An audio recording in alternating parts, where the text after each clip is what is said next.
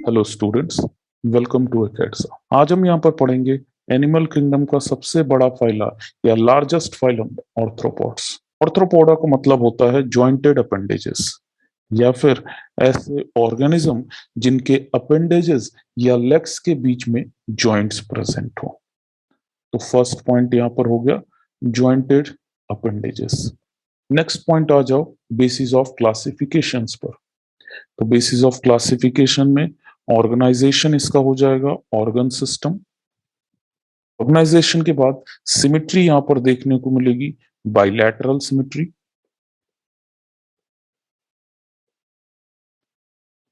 Bilateral symmetry के case में याद रखना कि इन ऑर्गेनिज्म में जो नंबर ऑफ प्लेन मिलता है बॉडी को कट करने के लिए वो सिर्फ कितना रहेगा, 1, जैसा तुमने यहाँ पर इन दोनों ऑर्गेनिज्म में देखा। आता है बात इनके जर्मिनल लेयर का। तो जर्मिनल लेयर के केस में याद रखना ये ऑर्गेनिज्म ट्रिप्लोब्लास्टिक होते हैं। ट्रिप्लोब्लास्टिक का मतलब एक्टो एंडो मेसो सभी जर्मिनल लेयर यहाँ पर प्रेजेंट रहेगा। ट्रिप्लोब्लास्टिक कंडीशन के बाद नेक्स्ट अपन यहाँ पर बात करेंगे सीलोम। और सीलोम के केस में याद रखना कि ऑर्गेनिज्म ट्रू सीलोमेट के एग्जाम्पल है। सीलोमेट को हमने दो पार्ट में पढ़ा था, सीजो एंड एंटेरोसीलोमेट। तो ये किस कैटेगरी में आते थे, सीजोसीलोमेट। सीजोसीलोमेट का मतलब जो भी सीलोम डेराइव हुआ वो मेसोडर्म के स्प्लिटिंग से बना। आ जाओ नेक्स्ट कुछ इनके एसेंशियल फीचर्स पर। लाइक ये ऑर्गेनिज्म भी मेटामेरिकली सेगमेंटेड होते हैं। तो मेटामेरिज्म का फिनोमेना यहाँ पर भी प्रेजेंट रहेगा। लाइक एनेलिडा, यहाँ पर भी मेटामेरिज्म तुम्हें देखने को मिलेगा। फिर बात करते हैं इनके फिजियोलॉजिकल सिस्टम्स की। और फिजियोलॉजिकल सिस्टम में जो सबसे पहली फिजियोलॉजी है वो है डाइजेस्टिव सिस्टम की फिजियोलॉजी। तो डाइजेस्टिव सिस्टम इन ऑर्गेनिज्म के केस में तुम्हें मिलेगा कंप्लीट। और कंप्लीट डाइजेस्टिव सिस्टम का मतलब होता है ये organism tube with in tube body plan को शो करते हैं। तो फर्स्ट पॉइंट यहां पर हो जाएगा कंप्लीट डाइजेस्टिव ट्रैक्ट और body plan tube with in tube. Respiratory structure in organism में बहुत से हैं क्योंकि ये डिफरेंट हैबिटेट में रहते हैं। तो याद रखना रेस्पिरेशन के लिए इनके पास गिल्स भी प्रेजेंट रहेगा। गिल्स के साथ साथ बुकलंग भी प्रेजेंट रहेगा। ट्रैकियल ट्यूब का नेटवर्क भी प्रेजेंट रहेगा। और कुछ इसके ऐसे ऑर्गेनिज्म हैं जिनके पास बुक गिल्स भी प्रेजेंट रहता है। इनके एग्जाम्पल्स याद कर लेना। गिल्स के केस में क्रस्टेशियन,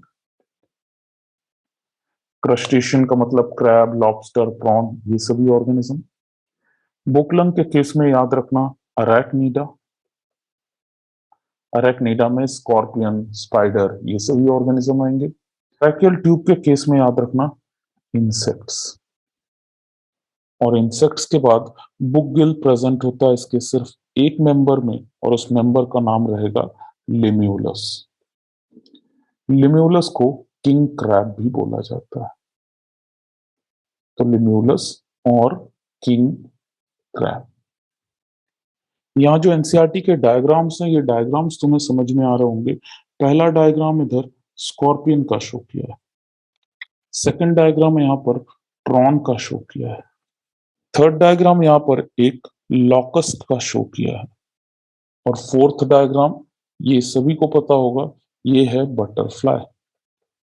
इन सभी डायग्राम में कुछ चीजें आपको कॉमन देखने को मिल रही हैं, लाइक जॉइंटेड अपेंडेजेस, बॉडी के डिफरेंट सेगमेंट्स।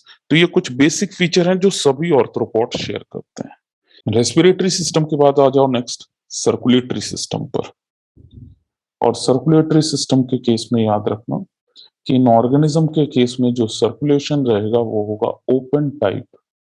ओपन टाइप का मतलब ब्लड वेसल्स यहाँ पर वेल डेवलप फॉर्म में नहीं प्रेजेंट होंगे और बॉडी का जो फ्लूइड है, जो हीमोलिम्फ है, वो साइनस के अंदर प्रेजेंट रहेगा या फिर हीमोसील के अंदर प्रेजेंट रहेगा। तो साइनस और हीमोसील कैविटी प्रेजेंट जिसके अंदर इनका हीमोलिम्फ फिल्ड रहता है।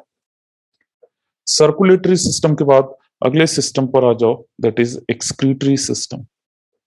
और एक्सक्रीटरी सिस्टम भी रेस्पिरेटरी सिस्टम की जैसा बहुत ही वैरायटी के प्रेजेंट होते हैं। यहाँ पर एंटीनरी ग्लैंड प्रेजेंट होता है कुछ ऑर्गेनिज्म में। एंटीनरी ग्लैंड के साथ इन ऑर्गेनिज्म के केस में कोक्सल ग्लैंड भी एक्सक्रीशन का फंक्शन कर सकता है। और कोक्सल ग्लैंड के साथ थर्ड याद रखना, मेल्पीजियन ट्यूब्यूल। एंटीनरी ग्लैंड या ग्रीन ग्लैंड ये प्रेजेंट होता है क्रस्टेशियंस में like prawn. Coxal gland present रहेगा अरेक्निड में लाइक स्कॉर्पियन। और मेल्पीजियन ट्यूब्यूल के केस में याद रखना इंसेक्ट्स। तो डिफरेंट ऑर्गेनिज्म में डिफरेंट स्ट्रक्चर या डिफरेंट ऑर्गन्स प्रेजेंट होते हैं फॉर डिफरेंट फिजियोलॉजिकल फंक्शंस। और इन सभी सिस्टम से आप रिलेट कर सकते हो कि इन ऑर्गेनिज्म का फिजियोलॉजिकल सिस्टम कितना ज्यादा डेवलप्ड फॉर्म में प्रेजेंट रहता है। आफ्टर एक्सक्रीटरी सिस्टम बात करते हैं नेक्स्ट सिस्टम की, और नेक्स्ट सिस्टम आता है इसका नर्वस सिस्टम। नर्वस सिस्टम में याद रखना यहाँ पर नर्व कॉर्ड प्रेजेंट रहेगा, वेंट्रल साइड में प्रेजेंट रहेगा।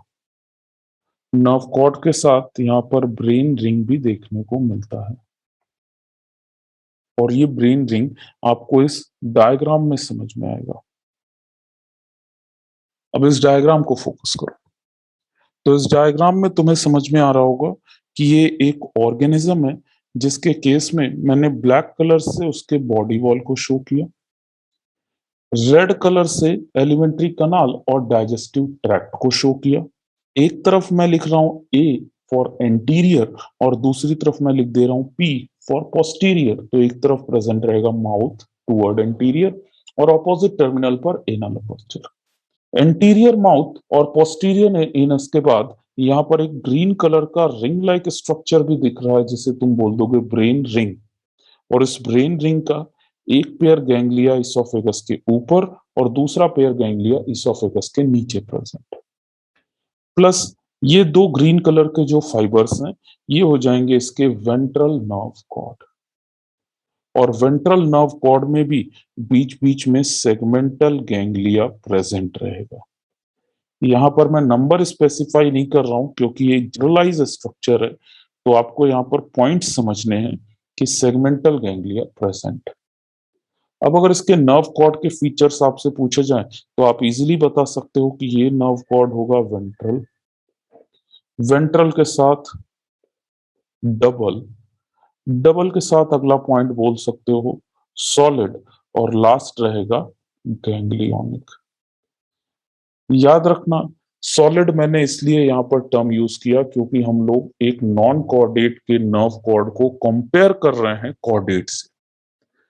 तो कॉर्डेट का जो नर्व कॉर्ड रहेगा उसको हॉलो बोलते हो, इसीलिए यहाँ पर टर्म क्या यूज किया है, सॉलिड। नर्व कॉर्ड के बाद आ जाओ next part, that is reproduction. तो ऑर्थ्रोपॉड्स के केस में रिप्रोडक्शन में याद रखना डायशियस कंडीशन प्रेजेंट रहेगा। और डायशियस का मतलब होता है कि ऑर्गेनिज्म यूनिसेक्सुअल होंगे। फर्टिलाइजेशन जनरली इनमें इंटरनल होता है। तो फर्टिलाइजेशन के केस में जनरलाइज वे में अगर बोला जाए तो फर्टिलाइजेशन इंटरनल। बट ऐसे ऑर्थ्रोपॉड जो एक्वेटिक मोड में हो लाइक मेजॉरिटी क्रस्टेशियन, उनमें एक्सटर्नल फर्टिलाइजेशन भी प्रेजेंट रहेगा। इन ऑर्गेनिज्म के केस में सेक्सुअल डाइमॉर्फिज्म भी देखने को मिलता है। सेक्सुअल डाइमॉर्फिज्म का मतलब हमने पहले भी डिस्कस किया था, एक बार फिर से बता देता हूं। सेक्सुअल डाइमॉर्फिज्म का मतलब यहाँ पर मेल और फीमेल आप उनके मॉर्फोलॉजिकल फीचर्स देखकर इजीली आइडेंटिफाई कर सकते हो। ये ऑर्गेनिज्म मोस्टली ओविपेरस होते हैं। ओविपेरस कहने का मतलब है एग लेइंग। बट मैंने यहां पर बोला मोस्टली, इसका मतलब कुछ ऐसे भी होंगे जो क्या हो जाएंगी, विविपेरस। तो oviparous and viviparous both condition are present. Developmental stages में लार्वा मिल भी सकता है और नहीं भी मिल सकता है। तो डेवलपमेंट के केस में आप यहां पर लिख सकते हो direct as well as indirect.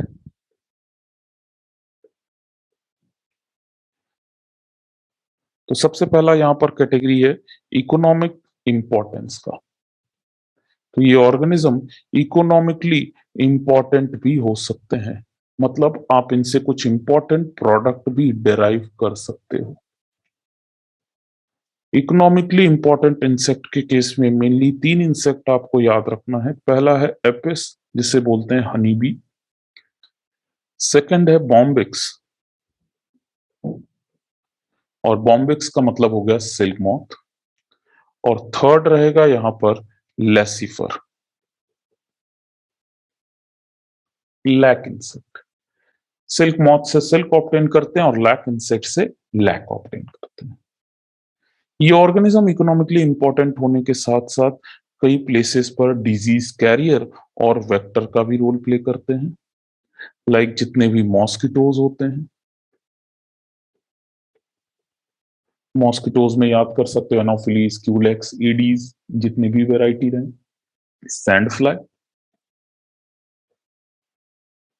CC fly. तो ऐसे मल्टीपल एग्जांपल्स हैं जो वेक्टर के जैसा काम करते हैं। नेक्स्ट पॉइंट, आपको यहां पर ग्रीगेरियस पेस्ट भी मिलेंगे, और ग्रीगेरियस पेस्ट के केस में याद रखना लॉकस्ट।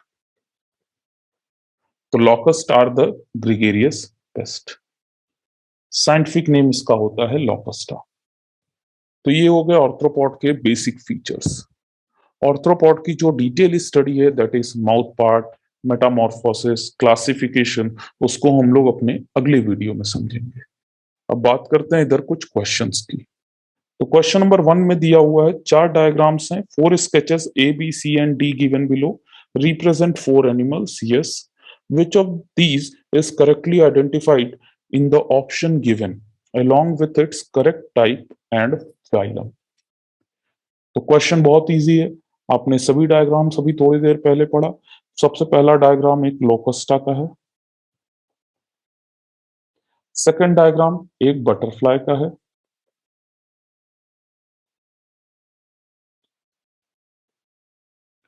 थर्ड डायग्राम एक स्कॉर्पियन का है,